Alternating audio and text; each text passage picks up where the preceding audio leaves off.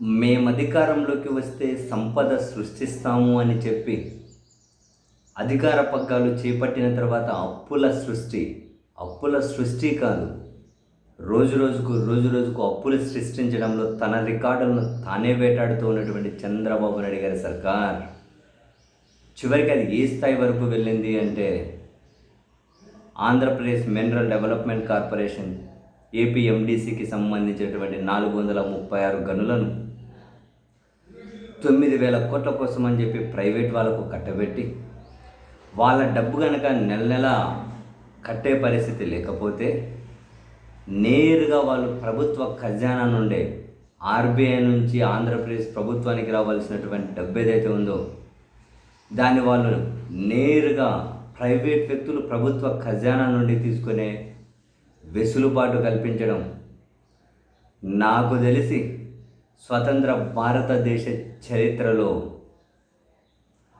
ఎవ్వరూ ఇంతకుముందు తీసుకోలేదు, నెక్స్ట్ రాబోయే రోజుల్లో తీసుకోవాలి అని చెప్పి ఆలోచన కూడా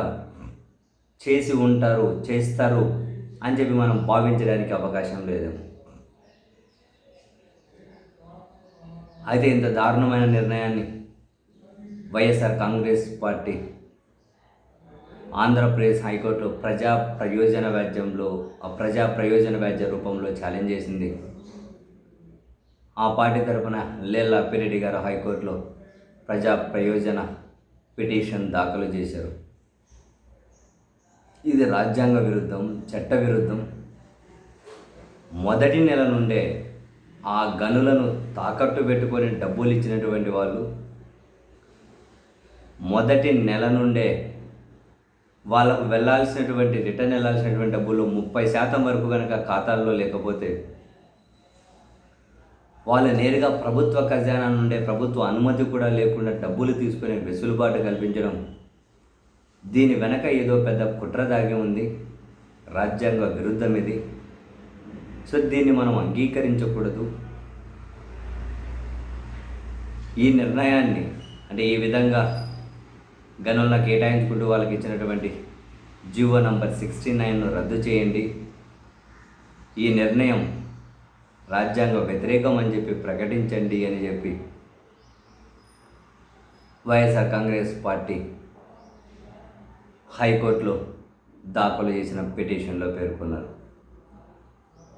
సరే, మరి ఈ పిటిషన్ని విచారించే గౌరవ న్యాయస్థానం ఎలాంటి నిర్ణయం తీసుకుంటారో తెలియదు, కానీ బాబోయ్ చంద్రబాబు నాయుడు గారిని బేసిక్గా వాళ్ళ పత్రికలు, టీవీ ఛానళ్ళు విజనరీ అంటూ ఉంటే, ఇంతకుముందు ఆ సార్ విజనరీ నిర్ణయాలు ఏందో దగ్గరుండి చూడడానికి అప్పుడు మన వయసు చిన్నదేమో, కానీ ఇప్పుడు ఇలాంటి నిర్ణయాలు చూస్తే చివరికి మొత్తం ప్రభుత్వ ఆస్తులను ప్రైవేట్ వాళ్ళకి తాకట్టు పెట్టి వాళ్ళ డబ్బు వసూలు చేసుకోవడం కోసం ప్రభుత్వ ఖజానా నుండే తీసుకోవచ్చు అని చెప్పి ఈ స్థాయి ఆలోచనలు ఖచ్చితంగా visionary, no doubt in that.